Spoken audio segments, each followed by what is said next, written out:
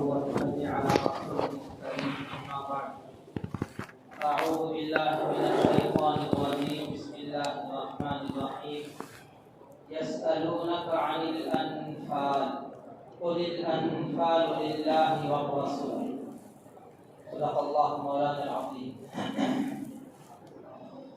محترم بزرگوں، آج کی تراویح میں بھی 1.25 پارے کی تلاوت کی گئی ہے اور آج تک ہماری تراویح میں اللہ کے کرم سے 10 پارے مکمل ہوئے ہیں. گویا قرآن کریم کا 1/3 حصہ، 1/3 مکمل ہوا، کیونکہ قرآن میں کل 30 پارے ہیں، ان میں سے 10 پارے 1/3 ہیں. دعا کریں کہ اللہ تعالیٰ باقی 2/3 کی بھی بعافیت تکمیل کی توفیق عطا فرمائے. آج کی تراویح میں 2 سورتوں کی تلاوت کی گئی ہے. نمبر 1 سورۃ الانفال، نمبر 2 سورۃ التوبہ. سورۃ الانفال یہ بھی مدنی سورت ہے، سورۃ التوبہ یہ بھی مدنی سورت ہے. سورۃ الانفال میں 10 رکوع ہیں، 70 پر 5 آیتیں ہیں. سورۃ التوبہ میں 16 رکوع ہیں اور 120 پر 9 آیتیں ہیں. سورۃ الانفال سن 2 ہجری میں نازل ہوئی. حضرت نبی کریم صلی اللہ علیہ وسلم نبوت ملنے کے بعد مکہ مکرمہ میں 13 سال رہے. اس کے بعد آپ نے ہجرت فرمائی اور ہجرت کے دوسرے سال کو سن 2 ہجری کہا جاتا ہے. تو سن 2 ہجری میں سورۃ الانفال مدینہ منورہ میں نازل ہوئی. قرآن کریم کی جو ترتیب ہے وہ 2 طرح کی ہے. ایک ہے قرآن کے نزول کی ترتیب کہ پہلے کون سی سورت نازل ہوئی، اس کے بعد کون سی سورت نازل ہوئی، اس کے بعد کون سی سورت نازل ہوئی. یہ ہے ترتیب نزولی. قرآن کریم کی ایک دوسری ترتیب ہے، وہ ہے ترتیب وضعی. قرآن میں سب سے پہلے کون سی سورت ہے، اس کے بعد کون سی سورت ہے، اس کے بعد کون سی سورت ہے. ہمارے پاس جو قرآن مجید موجود ہے اس کی ترتیب. سورۃ الانفال موجودہ قرآن کی ترتیب کے اعتبار سے 8ویں سورت ہے، لیکن نزول کے اعتبار سے سورۃ الانفال 90 پر 5ویں سورت ہے. 114 سورتیں کل ہیں قرآن کریم کے اندر. سورۃ الانفال 90 پر 5ویں سورت ہے نزول کے اعتبار سے. اس کا مطلب کیا ہوا؟ سورۃ الانفال سے پہلے 90 پر 4 سورتیں نازل ہو چکی اور سورۃ الانفال کے بعد 19 سورتیں نازل ہوئی. اس طرح 114 سورتیں مکمل ہوتی. سورۃ التوبہ قرآن کریم کے موجودہ قرآن کریم کی ترتیب کے اعتبار سے 9ویں سورت ہے، لیکن نزول کے اعتبار سے 113ویں سورت ہے. نزول کے اعتبار سے 113ویں سورت ہے. اس کے بعد سورہ مائدہ نازل ہوئی ہے اور سورہ مائدہ قرآن کریم کی آخری سورت ہے نزول کے اعتبار سے.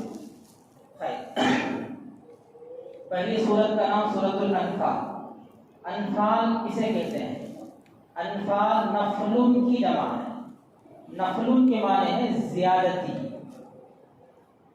انعام، فضل، کرم. نفل نماز بولتے ہیں. نفل نماز کیا ہے؟ فرض سے زائد ہے، ایکسٹرا ہے. اللہ نے کرم فرمایا ہم پر کہ فرائض میں ہم سے ہونے والی کمی کوتاہی کو دور کرنے کے لیے اس کی بھرپائی کے لیے اللہ نے نوافل رکھے ہیں. تو نفل کے معنی زیادتی کے ہیں. لیکن یہاں پر نفل سے مراد مال غنیمت ہے. مال دو طرح کا ہوتا ہے، ایک مال غنیمت اور ایک مال فی. دونوں میں فرق ہے. دشمن سے جنگ کر کے جو مال حاصل کیا جاتا ہے اسے مال غنیمت کہتے ہیں. دشمن سے جنگ کیے بغیر صلح کے ذریعے سے جو مال حاصل کیا جاتا ہے اسے مال فی کہتے ہیں. مال غنیمت الگ ہے، مال فی الگ ہے. جنگ کے ذریعے سے جو مال حاصل کیا جائے اسے مال غنیمت کہتے ہیں. جنگ کے بغیر صلح کے ذریعے سے جو مال حاصل کیا جائے اسے مال فی کہتے ہیں. یہاں انفال سے مال غنیمت ہو رہا ہے. اسلام کی جو سب سے پہلی جنگ ہے وہ جنگ بدر ہے. ایمان اور کفر کی سب سے پہلی جنگ ہے. اس میں مسلمان 313 تھے غزوہ بدر میں، کفار 1000 تھے. لیکن اللہ تعالیٰ نے اپنی قدرت کا مظاہرہ فرمایا کہ 313 کو 1000 کے لشکر پر جیت اور فتح عطا فرمائی. دشمن کے لشکر میں 1000 افراد میں سے 70 افراد مارے گئے اور 70 افراد قیدی بنا لیے گئے، یرغمال بنا لیے گئے. اور مسلمانوں کو اس جنگ میں بہت سا مال غنیمت ہاتھ لگا تھا. تو پہلی جنگ تھی، مال غنیمت کے مسائل اور احکام نازل نہیں ہوئے تھے. تو صحابہ نے نبی کریم صلی اللہ علیہ وسلم سے مال غنیمت کا حکم معلوم کیا. یسألونک، یہ مسلمان صحابہ آپ سے پوچھتے ہیں عن الانفال، مال غنیمت کے بارے میں کہ مال غنیمت کا حکم کیا ہے، یہ کس کے درمیان تقسیم کیا جائے گا. قل، اے نبی صلی اللہ علیہ وسلم آپ اپنی امت کو بتا دیں الانفال للہ والرسول، مال غنیمت اللہ کا ہے اور اس کے رسول کا ہے. کیا مطلب؟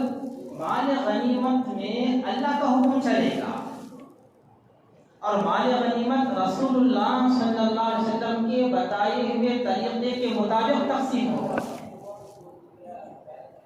10ویں پارے کے شروع میں اللہ نے مال غنیمت کی تقسیم کا طریقہ بتایا ہے. وَاعْلَمُوا أَنَّمَا غَنِمْتُم مِّن شَيْءٍ فَأَنَّ لِلَّهِ خُمُسَهُ وَلِلرَّسُولِ وَلِذِي الْقُرْبَىٰ وَالْيَتَامَىٰ وَالْمَسَاكِينِ وَابْنِ السَّبِيلِ.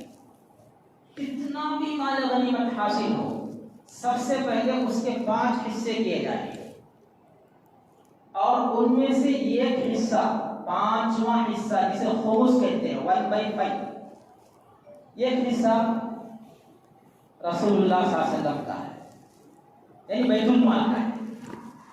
بیت المال کو سے جمع کر دیا جائے گا اور امیر المؤمنین جو بھی ہوگا وہ اپنی ثواب دید کے مطابق جہاں چاہے اس 1/5 کو تقسیم خرچ کر سکتا ہے.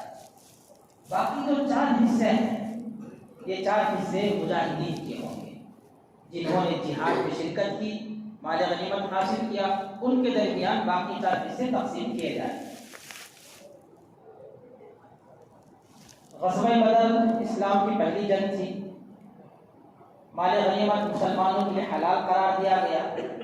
ایک مشہور حدیث ہے، نبی کریم صلی اللہ علیہ وسلم نے ارشاد فرمایا فضلت علی الانبیاء بست، مجھے دوسرے نبیوں پر 6 چیزوں کے ذریعے سے اعزاز بخشا گیا ہے، فضیلت دی گئی ہے.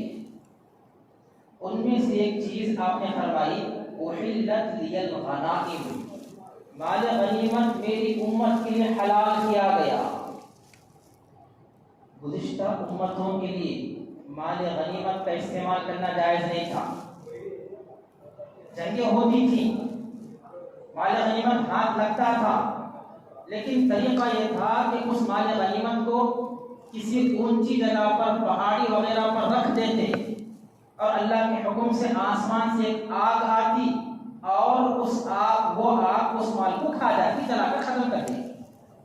آسمان سے آگ آ کر مال کو جلا کر ختم کر دے تو یہ اس بات کی علامت ہوتی تھی کہ جہاد اللہ کے نزد قبول ہو گیا.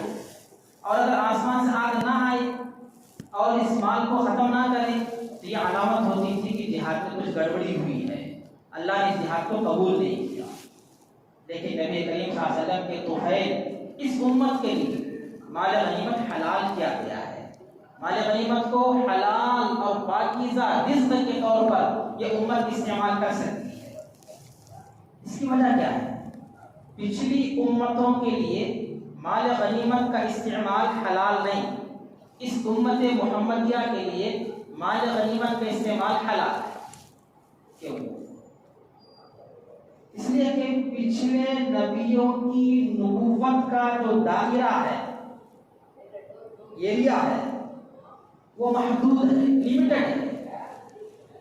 کسی قوم میں نبی آیا کرتا تھا, کسی خاندان میں, کسی علاقے میں نبی آیا کرتا تھا. اس کی نبوت سارے عالم کے لیے نہیں ہوتی تھی, ہر جگہ کے لیے نہیں ہوتی تھی. تو پچھلے نبیوں کی نبوت کا دائرہ اور ایریا محدود اور لیمیٹڈ تھا.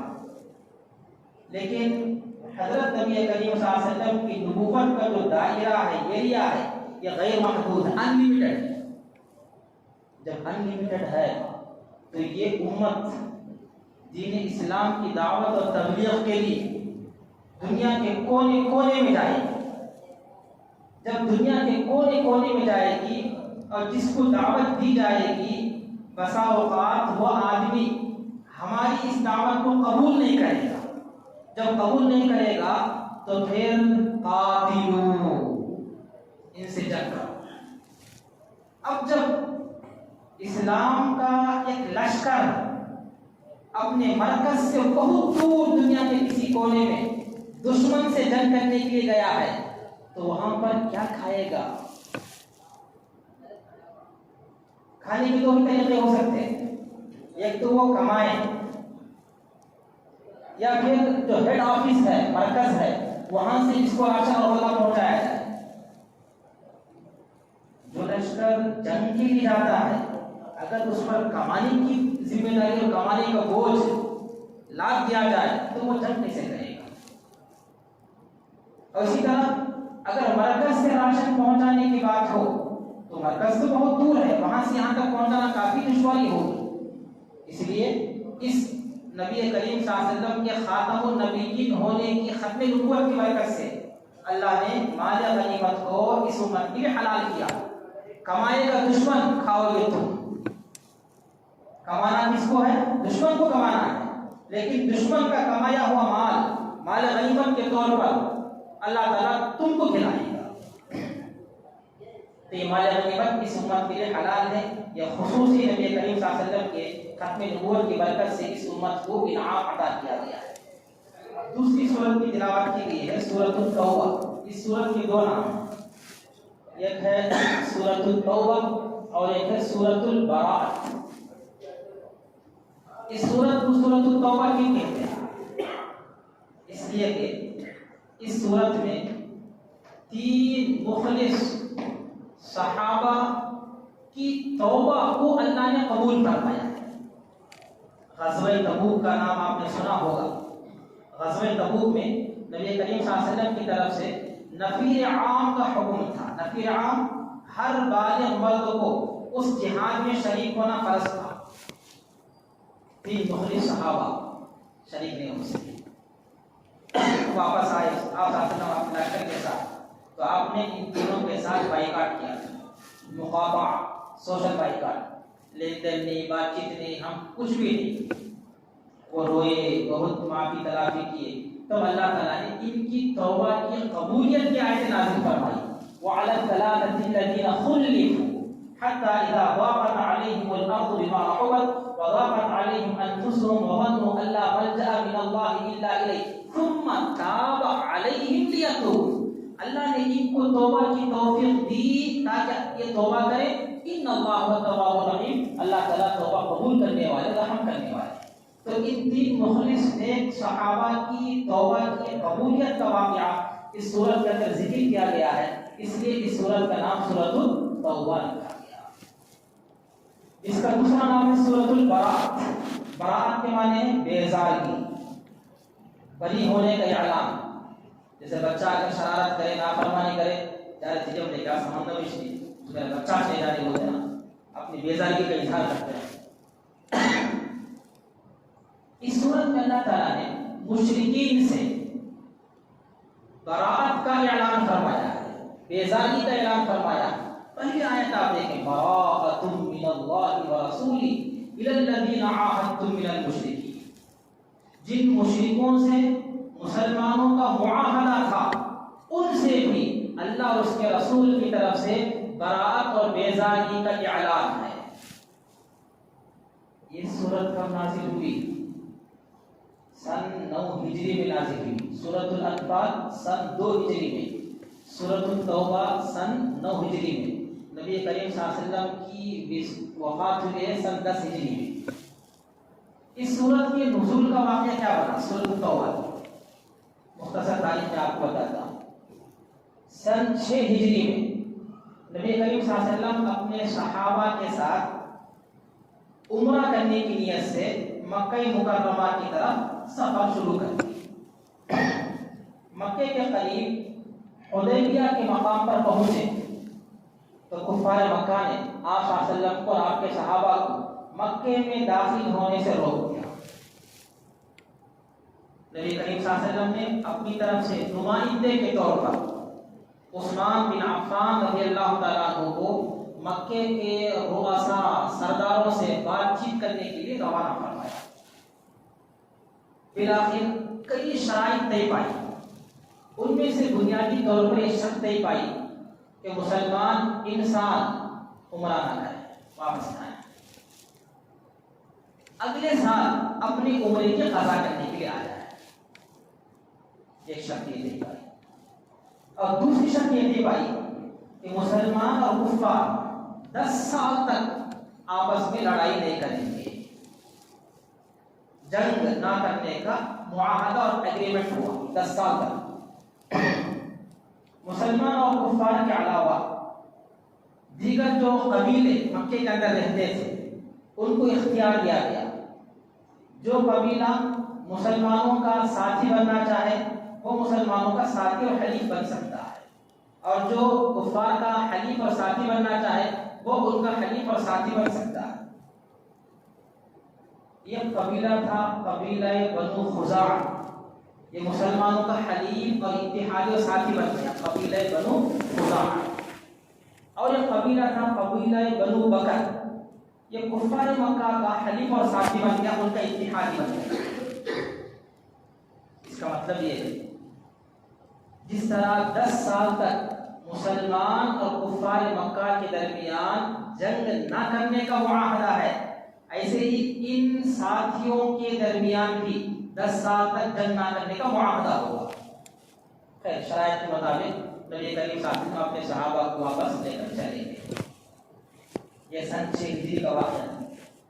اگلے سال سن 7 ہجری کو عمرۃ القضاء کی نیت سے نبی کریم صلی اللہ علیہ وسلم مکہ مکرمہ آئے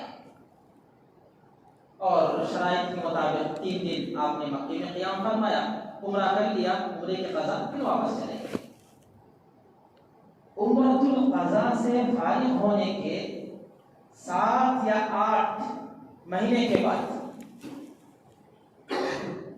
کفار کا جو ساتھی قبیلہ تھا قبیلہ بنو بکر، اس نے مسلمانوں کے ساتھی قبیلہ بنو خزاعہ پر حملہ کر دیا، جنگ کی. اور کفار مکہ نے دیکھا کہ رات کا وقت ہے، مسلمانوں کو کیا معلوم ہوگا، تو اپنے ہتھیار سے اپنے ساتھی کی مدد کی اور اپنے افراد نوجوانوں کے ذریعے سے اپنے ساتھی کی مدد کی. اس کا مطلب یہ ہے کہ انہوں نے جنگ بندی کا جو معاہدہ ہوا تھا اس کو انہوں نے توڑ دیا. اب نبی کریم صلی اللہ علیہ وسلم نے اعلان فرما دیا تم نے جنگ بندی کے معاہدے کی خلاف ورزی کی، اب میں اس معاہدے کی پاسداری نہیں کروں گا. تم جنگ کی تیاری کر لو، میں جنگ کی تیاری کر لوں. ابو سفیان اس وقت مسلمان نہیں ہوئے تھے. انہوں نے نمائندے کے طور پر نبی کریم صلی اللہ علیہ وسلم سے بات چیت کرنے کے لیے ابو سفیان کو مدینہ منورہ بھیجا. ابو سفیان مدینہ منورہ آئے اور بڑے بڑے صحابہ سے ملاقات کی کہ نبی صلی اللہ علیہ وسلم سے بات کراؤ، ان کے پاس سفارش کرو، لیکن ہر صحابی نے انکار کر دیا کہ تم نے غداری کی ہے، تم نے نقض عہد کیا ہے، معاہدے کو تم نے توڑا ہے، ہمارے اندر وہ مجال نہیں ہے کہ نبی صلی اللہ علیہ وسلم کے سامنے تمہاری سفارش کر سکے۔ چنانچہ ابو سفیان مایوس ہو کر مکہ واپس لوٹ گیا اور وہاں جا کے اعلان کیا کہ مسلمان تو جنگ کی تیاری کر رہے ہیں، تم بھی اپنی جنگ کی تیاری کر لو، لیکن تم ان کے مقابلے میں کبھی بھی جنگ نہیں جیت سکتے۔ تو اس کا اپنا اندازہ تھا۔ سن 6 ہجری میں گئے تھے، سن 7 ہجری میں قضا کی نیت سے عمرہ کر کر آئے، پھر معاہدہ ٹوٹ گیا تو سن 8 ہجری میں نبی کریم صلی اللہ علیہ وسلم نے تقریباً 13,000 صحابہ کا لشکر لے کر مکہ مکرمہ میں فاتحانہ شان کے ساتھ داخل ہوئے۔ مکہ کو آپ نے پتہ کر لیا سن 8 ہجری میں۔ سن 9 ہجری میں یہ سورت نازل ہوئی جس میں اللہ تعالیٰ نے کفار مکہ سے برات اور بیزاری کا اعلان فرمایا، اور اس سورت کے نازل ہونے کے بعد آپ صلی اللہ علیہ وسلم نے ابو بکر رضی اللہ تعالیٰ عنہ کو، ابو بکر رضی اللہ تعالیٰ عنہ کو اور علی رضی اللہ تعالیٰ عنہ کو، ان دونوں کو ذمہ داری دی کہ تم حج کے لیے جاؤ، اور حج کے موسم میں عرفہ کے میدان میں کھڑے ہو کر اس سورت کو پڑھ کر لوگوں کو سمجھاؤ کہ آج کے بعد سے حرم میں کوئی مشرک نہیں آئے گا، کوئی بیت اللہ کا ننگا طواف نہیں کرے گا، کوئی خانہ کعبہ کا حج نہیں کرے گا، کوئی مشرک۔ پھر سن 10 ہجری میں خود نبی کریم صلی اللہ علیہ وسلم اپنے سارے صحابہ کے ساتھ ایک حج فرمایا جس کو اسلام کی زبان میں حجۃ الوداع کہتے ہیں۔ نبی صلی اللہ علیہ وسلم نے اپنی پوری حیات میں 4 عمرے کیے، ایک حج فرمایا، حج یہ کیا ہے اور عمرے 4 فرمائے ہیں۔ دعا کریں کہ اللہ تبارک و تعالیٰ ہم تمام کو دین کا صحیح فہم نصیب فرمائے، آمین ثم آمین، وآخر دعوانا الحمدللہ۔